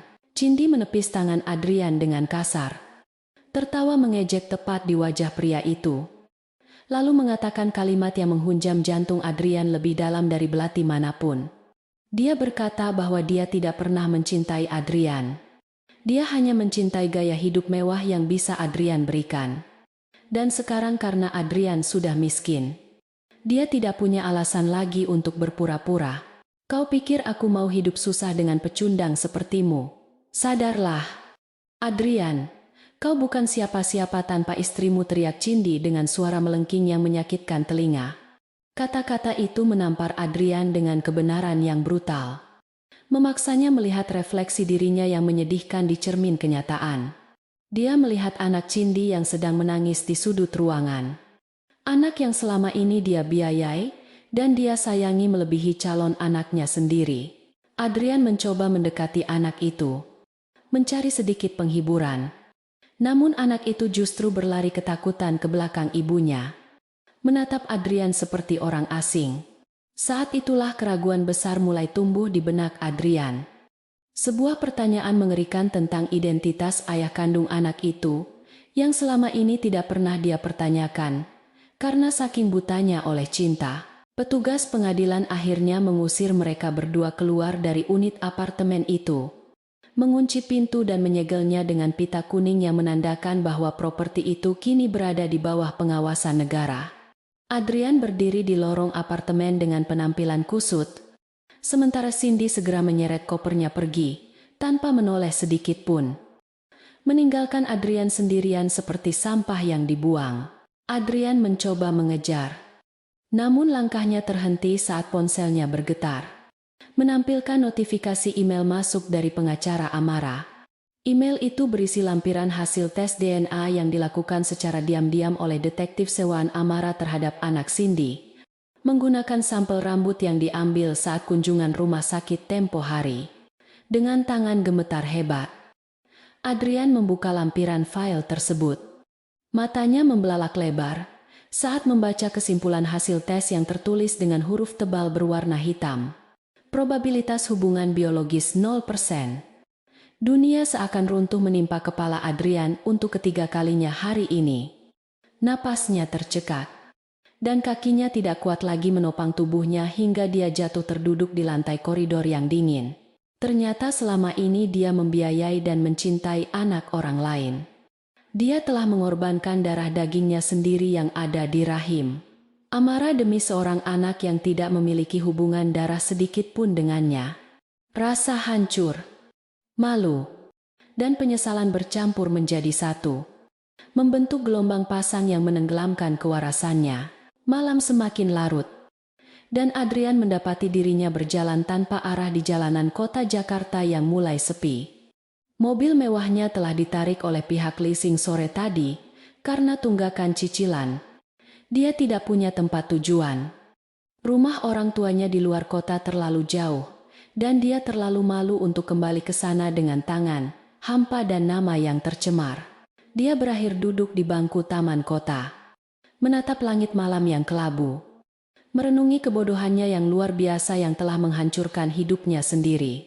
Bayangan wajah Amara yang tenang dan penuh kasih kembali menghantuinya, membuatnya sadar betapa berharganya wanita yang telah dia sia-siakan itu.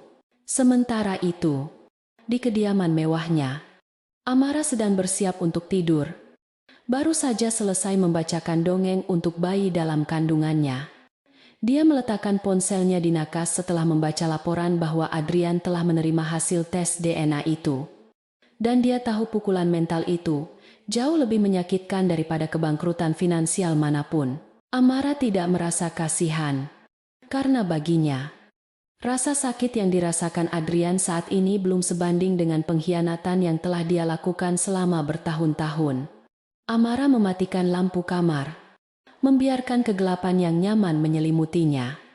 Merasa damai karena tahu bahwa keadilan sedang bekerja dengan caranya yang misterius dan sempurna. Dia tahu babak akhir dari drama ini sudah semakin dekat. Adrian sudah tidak memiliki apa-apa lagi, tidak ada uang, tidak ada karir, tidak ada kekasih, dan tidak ada anak kebanggaan. Besok adalah hari persidangan pertama perceraian mereka. Dan Amara sudah siap untuk memberikan pukulan terakhir yang akan membebaskannya secara hukum dari ikatan dengan pria itu. Dia memejamkan mata dengan senyum kemenangan di bibirnya, membayangkan masa depan cerah di mana dia akan menjadi ibu tunggal yang kuat dan sukses. Membangun kerajaan bisnisnya sendiri tanpa bayang-bayang parasit masa lalu. Di luar sana, angin malam berhembus kencang, membawa pergi sisa-sisa harapan Adrian yang terbang bersama debu jalanan, menandakan berakhirnya era kejayaan sang direktur arogan. Suasana di dalam ruang sidang pengadilan agama pagi itu terasa begitu berat dan mencekam. Seolah udara di dalamnya telah dipadatkan oleh ketegangan yang memuncak antara dua pihak yang dulunya pernah saling mencintai. Hakim ketua mengetukkan palu untuk membuka sidang putusan akhir. Suaranya bergema memantul di dinding-dinding ruangan yang menjadi saksi bisu, hancurnya sebuah ikatan suci pernikahan. Amara duduk dengan tenang di kursi penggugat, didampingi oleh Pak Suryo dan tim hukumnya yang solid. Wajahnya tampak berseri dan penuh keyakinan, meskipun perutnya yang semakin membesar membatasi gerak tubuhnya. Dia mengenakan pakaian hamil berwarna putih gading yang sederhana namun elegan, memancarkan aura kesucian dan kekuatan yang membuat siapapun yang memandangnya merasa segan dan hormat. Seolah dia adalah pemenang yang sudah ditakdirkan, bahkan sebelum pertempuran dimulai. Sebaliknya, di sisi meja tergugat, Adrian tampak seperti bayangan hantu dari sosok pria sukses yang dulu pernah dikenal publik. Tubuhnya terlihat kurus kering dengan kemeja yang kusut dan tidak disetrika dengan benar. Lingkaran hitam di bawah matanya menunjukkan betapa parahnya insomnia yang dia derita belakangan ini. Dihantui oleh penyesalan dan ketakutan akan masa depan yang suram, dia duduk sendirian tanpa didampingi pengacara ternama. Karena dia tidak lagi sanggup membayar jasa hukum yang mahal. Hanya ditemani oleh seorang pengacara publik yang terlihat kurang antusias menangani kasus yang sudah jelas kalah ini. Adrian sesekali mencuri pandang ke arah Amara, berharap mendapatkan sedikit simpati atau tatapan hangat. Namun dia hanya membentur tembok dingin, ketidakpedulian yang dibangun kokoh oleh istrinya. Proses persidangan berjalan dengan cepat dan brutal bagi Adrian, di mana hakim membacakan satu persatu pertimbangan hukum yang didasarkan pada bukti-bukti tak terbantahkan yang telah diajukan oleh pihak Amara. Bukti perselingkuhan, rekaman pengakuan di rumah sakit, hingga bukti aliran dana perusahaan yang diselewengkan untuk membiayai gaya hidup Cindy. Semuanya dibeberkan secara transparan di muka persidangan. Adrian hanya bisa menundukkan kepala dalam-dalam, menahan rasa malu yang luar biasa saat aibnya dikuliti habis-habisan di depan umum, tanpa ada satupun celah baginya untuk membela diri. Dia menyadari betapa bodoh dan serakahnya dia selama ini, menggali lubang kuburnya sendiri dengan tangan yang dia gunakan untuk mengkhianati wanita sebaik Amara.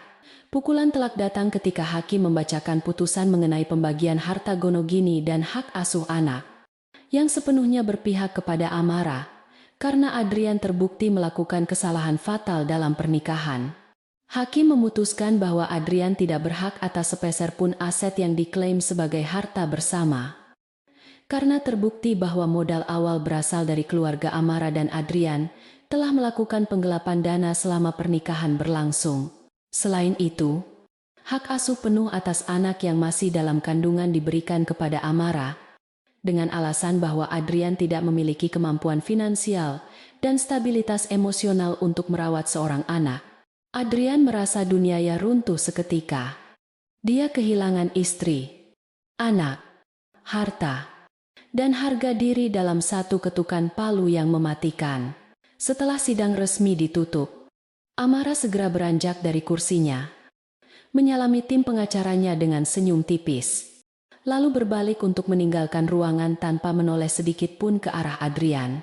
Dia berjalan dengan langkah pasti menuju pintu keluar, dikawal oleh dua orang penjaga keamanan pribadi yang setia, seolah ingin segera menghapus jejak keberadaan Adrian dari hidupnya. Namun, Adrian yang dilanda kepanikan luar biasa tidak membiarkan momen itu berlalu begitu saja. Dia melompat dari kursinya dan berlari mengejar Amara, menerobos barisan kursi pengunjung yang kosong, Dia memanggil nama Amara dengan suara serak yang penuh keputusasaan, mengabaikan peringatan petugas pengadilan yang memintanya untuk tetap tenang dan menjaga ketertiban. Di koridor luar ruang sidang yang cukup sepi, Adrian akhirnya berhasil menyusul langkah Amara. Namun segera dihalangi oleh tubuh tegap para pengawal yang siap melemparnya jika dia berani menyentuh majikan mereka. Amara mengangkat tangan kanannya, memberi isyarat kepada para pengawalnya untuk menahan diri sejenak, memberikan kesempatan terakhir bagi pria itu untuk berbicara. Adrian memanfaatkan celah itu untuk menjatuhkan dirinya ke lantai, berlutut di hadapan Amara dengan air mata yang mulai mengalir deras membasahi pipinya yang tirus. Pemandangan itu sungguh menyedihkan. Seorang mantan direktur utama yang sombong, kini merendahkan dirinya sedemikian rupa di kaki wanita yang pernah dia sia-siakan. Amara, tolong maafkan aku mohon. Beri aku satu kesempatan lagi demi anak kita, ratap Adrian, sambil mencoba meraih ujung gaun Amara. Namun Amara memundurkan langkahnya dengan jijik. Adrian mulai meracau, mengatakan bahwa dia telah ditipu mentah-mentah oleh Cindy, bahwa dia baru tahu anak Cindy bukan darah dagingnya, dan bahwa dia sangat menyesal telah tergoda oleh wanita ular itu. Dia bersumpah demi Tuhan bahwa dia masih mencintai Amara dan berjanji akan menghabiskan sisa hidupnya untuk menebus semua kesalahan yang telah dia perbuat. Suaranya bergema di lorong itu, memantul-mantul menciptakan simfoni penyesalan yang terdengar sumbang di telinga Amara yang sudah kebal rasa. Amara menatap Adrian dengan sorot mata yang dingin dan tajam, seperti pisau bedah yang siap membedah kebohongan yang tersembunyi di balik air mata buaya suaminya. Dia tidak melihat adanya ketulusan di mata Adrian. Yang dia lihat hanyalah ketakutan seorang pria yang kehilangan pegangan hidup dan sedang mencari pelampung penyelamat. Amara menghela napas pelan, lalu berkata dengan suara datar, namun menusuk, "Kau tidak berlutut di sini karena kau mencintaiku atau anak ini. Adrian, kau berlutut karena kau tidak punya tempat lain untuk pergi." Kata-kata itu menampar wajah Adrian lebih keras daripada tamparan fisik, membuatnya terdiam sejenak dengan mulut ternganga. Amara melanjutkan ucapannya dengan nada yang semakin tegas, menguliti ego Adrian selapis demi selapis tanpa ampun. "Kau datang padaku hanya karena Cindy membuangmu, karena kau bangkrut, dan karena kau sadar kau sendirian. Jika Cindy tidak menipumu, atau jika perusahaanmu masih jaya, kau tidak akan pernah melihat ke arahku." Amara mengingatkan Adrian pada kejadian di rumah sakit, saat Adrian lebih memilih merawat anak orang lain daripada menemani istrinya sendiri memeriksakan kandungan. Kenangan itu masih membekas kuat di ingatan Amara, menjadi bahan bakar utama yang menjaga api kebenciannya tetap menyala dan melindunginya dari rasa iba yang tidak perlu. Adrian mencoba membela diri lagi, mengatakan bahwa manusia tempatnya salah dan dia berhak mendapatkan kesempatan kedua untuk menjadi ayah yang baik bagi anak mereka. Dia berusaha menggunakan kartu ayah kandung sebagai senjata terakhirnya, berharap naluri keibuan Amara akan luluh demi keutuhan keluarga bagi sang bayi. Namun, Amara tertawa sinis, sebuah tawa kering yang tidak mengandung kegembiraan sama sekali. "Ayah kau bahkan tidak pantas disebut pria. Apalagi ayah. Seorang ayah melindungi keluarganya, bukan menjual masa depan anaknya demi kesenangan sesaat dengan wanita lain." Balas Amara dengan penuh penekanan pada setiap suku katanya. "Dengar baik-baik, Adrian," ucap Amara sambil membungkuk sedikit, menatap lurus ke dalam mata Adrian yang basah. "Anak ini akan tumbuh besar mengetahui bahwa ibunya cukup kuat untuk membuang sampah dari hidupnya. Dia tidak butuh ayah sepertimu yang hanya akan mengajarkannya cara berbohong dan berkhianat." Amara menegaskan bahwa peran Adrian dalam hidup mereka sudah tamat, tertutup rapat bersamaan dengan palu hakim yang diketuk tadi. Dia menyatakan bahwa Adrian sudah mati baginya sejak hari di rumah sakit itu, dan sosok yang ada di hadapannya sekarang hanyalah orang asing yang menyedihkan. Setelah menumpahkan segala isi hatinya yang tertahan, Amara merasa beban di dadanya terangkat sepenuhnya, digantikan oleh perasaan ringan yang membebaskan. Dia menegakkan tubuhnya kembali, merapikan gaunnya yang sedikit kusut, lalu berbalik memunggungi Adrian yang masih terpaku dalam posisi berlututnya. Jangan pernah berani menampakkan wajahmu di hadapanku atau anakku lagi. Jika kau melanggar, aku pastikan kau akan membusuk di penjara karena kasus penggelapan pajakmu yang belum aku laporkan. Ancam Amara dengan nada final yang tidak bisa diganggu-gugat. Dia melangkah pergi meninggalkan Adrian. Langkah kakinya terdengar tegas, beradu dengan lantai marmer, menjauh menuju pintu keluar di mana cahaya matahari siang menunggu menyambut kebebasannya. Adrian ditinggalkan sendirian di lorong dingin itu, dikelilingi oleh kesunyian yang mencekam setelah kepergian Amara dan rombongannya. Dia merasa seperti seonggok daging tak bernyawa. Jiwanya telah dicabut paksa oleh kenyataan pahit yang baru saja dia telan bulat-bulat. Dia mencoba bangkit berdiri, namun kakinya terasa sangat lemas, seolah tulang-tulangnya telah dilolosi satu persatu. Dia akhirnya hanya bisa duduk bersandar di dinding, menatap kosong ke arah pintu, tempat Amara menghilang. Menyadari bahwa dia benar-benar telah kehilangan segalanya secara permanen. Tidak ada lagi jalan pulang. Tidak ada lagi tangan yang akan terulur membantunya. Hanya ada jurang penyesalan yang menganga lebar di hadapannya. Di luar gedung pengadilan, Amara masuk ke dalam mobil mewahnya, disambut oleh udara sejuk dari pendingin ruangan yang menenangkan sarafnya yang tegang. Dia mengelus perutnya dengan lembut, membisikkan kata-kata penenang kepada bayinya bahwa semua drama ini sudah berakhir. Dia melihat keluar jendela, melihat langit biru yang cerah tanpa awan. Seolah alam semesta turut merayakan kemenangannya melepaskan diri dari belenggu pernikahan yang beracun. Amara memerintahkan sopirnya untuk jalan, meninggalkan gedung pengadilan yang menjadi kuburan bagi masa lalunya, dan melaju menuju masa depan yang dia rancang sendiri dengan penuh harapan dan cinta kasih yang tulus. Sementara itu, Adrian berjalan keluar dari gedung pengadilan dengan langkah gontai seperti zombie. Matanya perih terkena sinar matahari yang terasa menyengat kulit. Ponsel di saku celananya bergetar, menampilkan panggilan dari nomor tak dikenal yang dia yakini adalah penagih utang yang semakin agresif mengejarnya. Dia mengabaikan panggilan itu, terus berjalan tanpa tujuan menyusuri trotoar panas Jakarta. Diiringi suara bising kendaraan yang seolah menertawakan nasibnya, dia meraba saku jasnya, mencari dompet yang kini isinya hanya tinggal beberapa lembar uang ribuan yang lusuh. Sisa terakhir dari kejayaannya yang fana. Rasa lapar mulai melilit perutnya.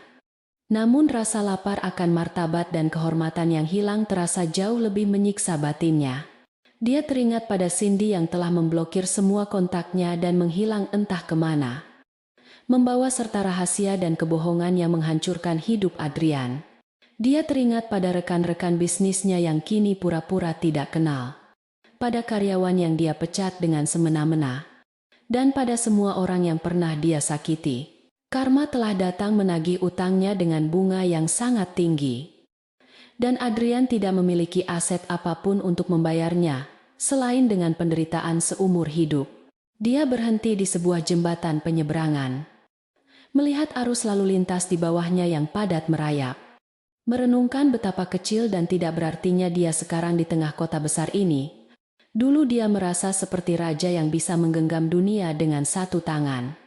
Tapi sekarang dia sadar bahwa dia hanyalah butiran debu yang bisa tertiup angin kapan saja. Air mata penyesalan kembali menetes. Namun kali ini bukan air mata sandiwara, melainkan air mata murni dari seorang pria yang telah menyadari bahwa dia membuang berlian demi memungut batu kerikil.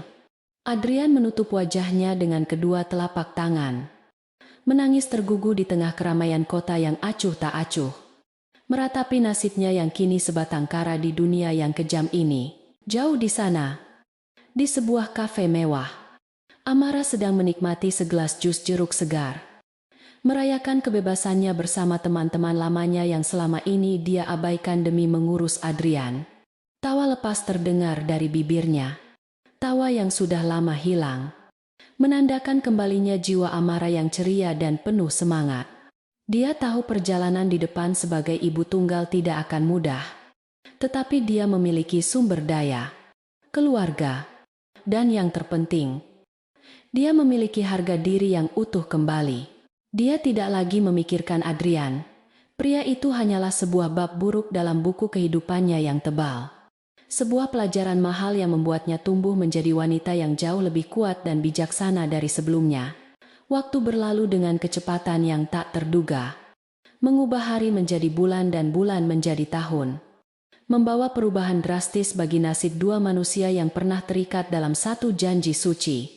3 tahun telah berlalu sejak palu hakim diketuk di pengadilan agama, memisahkan jalan hidup Amara dan Adrian secara permanen bagaikan bumi dan langit. Di sebuah gedung pencakar langit yang terletak di pusat kawasan bisnis elit Jakarta, Amara berdiri tegak di balik dinding kaca ruang kerjanya yang luas, menatap pemandangan kota yang sibuk di bawah sana. Dia kini bukan lagi sekadar istri direktur atau putri dari keluarga kaya, melainkan seorang CEO dari perusahaan rintisan yang bergerak di bidang investasi hijau dan pemberdayaan wanita. Penampilannya semakin matang dan mempesona, memancarkan aura kepemimpinan yang karismatik. Dibalut setelan blazer, abu-abu yang dijahit sempurna mengikuti lekuk tubuhnya yang kembali langsing pasca melahirkan. Di sudut ruangan yang nyaman, seorang anak laki-laki berusia hampir 3 tahun sedang asyik bermain dengan balok susun berwarna-warni. Sesekali tertawa renyah yang mengisi keheningan kantor mewah itu.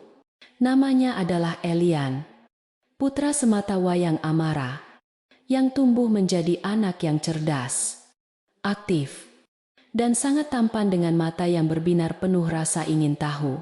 Wajahnya memang memiliki kemiripan fisik dengan Adrian. Namun, sorot matanya yang tangguh dan senyumnya yang hangat adalah warisan mutlak dari Amara dan didikan penuh kasih sayang keluarga besarnya. Amara menoleh ke arah putranya. Senyum lembut terukir di bibirnya, menyadari bahwa Elian adalah sumber kekuatan utamanya untuk bangkit dari keterpurukan masa lalu dan meraih puncak kesuksesan seperti sekarang. Dia telah membuktikan pada dunia bahwa seorang ibu tunggal mampu berdiri di atas kakinya sendiri, bahkan berlari lebih cepat daripada mereka yang pernah meremehkannya. Sementara itu, di sebuah kawasan padat penduduk di pinggiran Jakarta yang kumuh dan bising, Adrian sedang duduk termenung di depan sebuah warung makan sederhana dengan tatapan kosong. Penampilannya sangat jauh berbeda dari masa jayanya dulu. Rambutnya mulai memutih dan tidak terawat. Kulitnya terbakar matahari, dan pakaiannya lusuh termakan usia. Dia kini bekerja serabutan. Kadang menjadi kuli angkut di pasar induk, kadang menjadi sopir tembak jika ada kesempatan. Apa saja dia lakukan demi menyambung hidup dan membayar hutang yang masih menumpuk. Mobil sport, jam tangan mewah, dan setelan jas mahal hanyalah tinggal kenangan yang menyakitkan, digantikan oleh realitas keras di mana dia harus menghitung setiap lembar uang receh hanya untuk membeli sepiring nasi bungkus. Karma telah bekerja dengan cara yang sangat teliti dan menyakitkan bagi Adrian, mengikis habis semua kesombongan yang dulu menjadi ciri khasnya. Setelah skandal perceraian dan kasus penggelapan dananya terungkap, tidak ada satupun perusahaan bona fide yang mau mempekerjakannya. Namanya telah masuk dalam daftar hitam industri bisnis. Teman-teman sosialitanya menghilang bagai ditelan bumi. Bahkan Cindy, wanita yang menjadi awal kehancurannya, telah pergi meninggalkannya begitu saja saat dia jatuh miskin. Dan kabarnya kini telah menikah dengan pria tua kaya raya di luar pulau. Adrian hidup dalam penyesalan yang tak berujung. Setiap malam dia dihantui oleh bayang-bayang kehidupan sempurna yang dulu dia miliki bersama Amara. Kehidupan yang dia hancurkan sendiri dengan tangannya yang serakah. Hari ini adalah hari yang istimewa bagi Amara karena dia akan meresmikan yayasan sosial baru yang didedikasikan untuk membantu ibu tunggal dan anak-anak terlantar. Sebuah proyek yang sangat dekat dengan hatinya. Acara peluncuran diadakan di sebuah taman kota yang asri, dihadiri oleh media massa, pejabat pemerintah, dan mitra bisnis yang menghormati integritas Amara. Amara turun dari mobil mewahnya sambil menggandeng tangan mungil Elian, disambut oleh kilatan lampu kamera yang kini menyorotnya dengan penuh kekaguman. Bukan lagi dengan sensasi skandal seperti 3 tahun lalu. Dia berjalan dengan percaya diri melewati karpet merah. Menjawab pertanyaan wartawan dengan cerdas dan lugas. Menunjukkan transformasi luar biasa dari seorang korban menjadi seorang pemenang kehidupan. Tanpa sepengetahuan Amara, di seberang jalan raya yang memisahkan taman tersebut dengan area pertokoan lama, Adrian berdiri mematung di balik tiang listrik, mengamati keramaian itu dari kejauhan. Dia kebetulan sedang mengantarkan pesanan galon air mineral ke sebuah toko kelontong di dekat sana ketika dia melihat spanduk besar bergambar wajah mantan istrinya. Jantungnya berdegup kencang. Bukan karena cinta yang membara, melainkan karena rasa nyeri yang menusuk dada, melihat betapa bersinarnya wanita yang dulu dia sia-siakan. Dia melihat Amara tertawa lepas bersama orang-orang penting. Terlihat begitu bahagia dan utuh. Seolah-olah Adrian tidak pernah ada dalam sejarah hidupnya. Namun, yang paling membuat napasnya tercekat adalah saat dia melihat anak kecil yang digandeng Amara. Anak laki-laki yang wajahnya bagaikan cerminan masa kecil Adrian sendiri. Kaki Adrian gemetar hebat. Dia ingin sekali berlari menyeberang jalan, menerobos kerumunan keamanan, dan memeluk darah dagingnya yang belum pernah dia sentuh sejak lahir. Naluri keayahannya yang terlambat muncul berteriak-teriak di dalam batinnya. Memohon kesempatan untuk sekadar menyapa atau mendengar suara anaknya memanggilnya ayah. Namun, akal sehatnya yang tersisa menahannya kuat-kuat di tempat. Mengingatkannya pada ancaman Amara dan kenyataan bahwa dia tidak pantas hadir di tengah kebahagiaan mereka. Dia sadar bahwa kehadirannya dengan penampilan kotor dan status sosial yang rendah hanya akan mempermalukan Amara dan membuat bingung anak itu. Dia hanyalah noda masa lalu yang harus tetap tersembunyi. Sementara mereka adalah masa depan yang gemilang. Adrian melihat alien berlari kecil mengejar balon yang lepas. Dan Amara dengan sigap menangkapnya. Lalu mengangkat tubuh mungil itu ke udara sambil mencium pipinya dengan penuh kasih sayang. Pemandangan itu begitu indah sekaligus menyiksa bagi Adrian. Air mata panas menetes, membasahi pipinya yang kasar tanpa bisa dia bendung lagi. Dia teringat betapa dulu dia lebih memilih menemani anak orang lain di rumah sakit daripada menemani Amara memeriksakan kehamilan alien. Sebuah dosa besar yang kini harus dia bayar dengan kesepian abadi. Dia menyadari bahwa dia telah kehilangan hak istimewa untuk menjadi bagian dari memori anak itu. Dia hanyalah orang asing yang kebetulan menyumbangkan materi genetik, tanpa pernah memberikan cinta. Di tengah acara, Amara tiba-tiba merasakan ada sepasang mata yang mengawasinya dengan intens dari kejauhan. Sebuah perasaan familiar yang membuat bulu kuduknya sedikit meremang. Dia menghentikan percakapannya sejenak dengan seorang donatur, lalu mengedarkan pandangannya ke arah jalan raya di seberang taman. Mencari sumber tatapan tersebut. Matanya yang tajam menangkap sosok pria berpakaian lusuh yang berdiri di samping gerobak air. Sosok yang postur tubuhnya sangat dia kenal meski telah dimakan usia dan penderitaan. Tatapan mereka bertemu selama beberapa detik.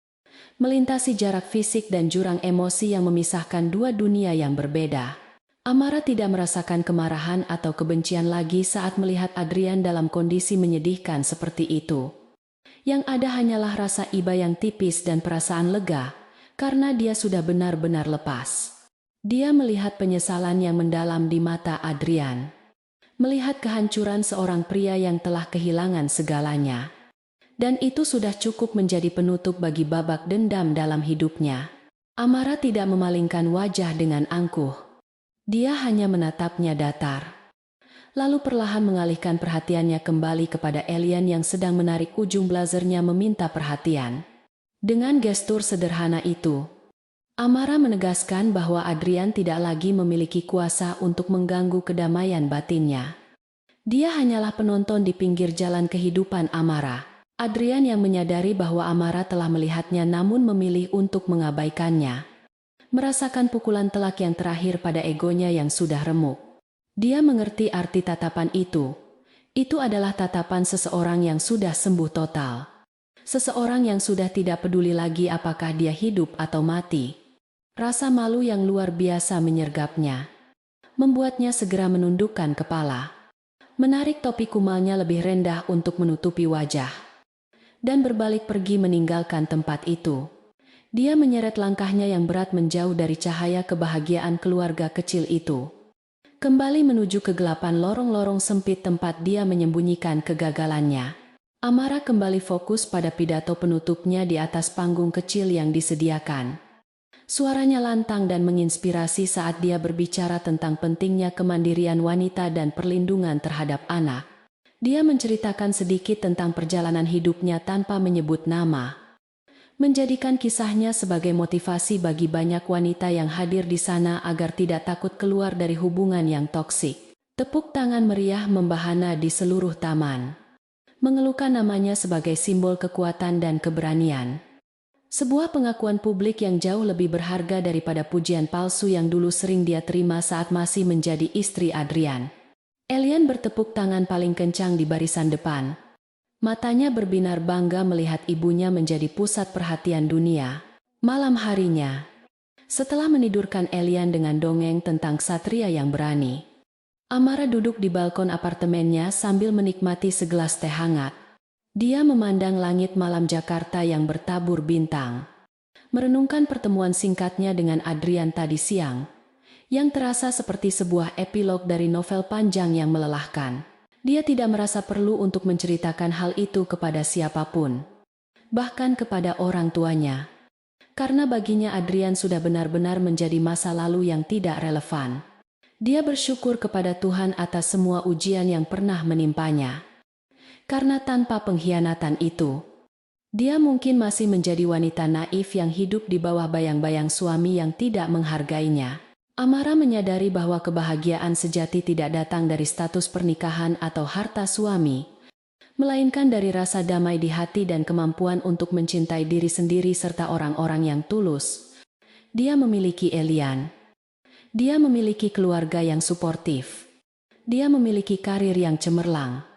Dan yang terpenting, dia memiliki kebebasan untuk menentukan arah hidupnya sendiri. Dia telah berhasil mengubah rasa sakit menjadi kekuatan, mengubah air mata menjadi berlian, dan mengubah akhir yang buruk menjadi awal yang baru yang penuh harapan.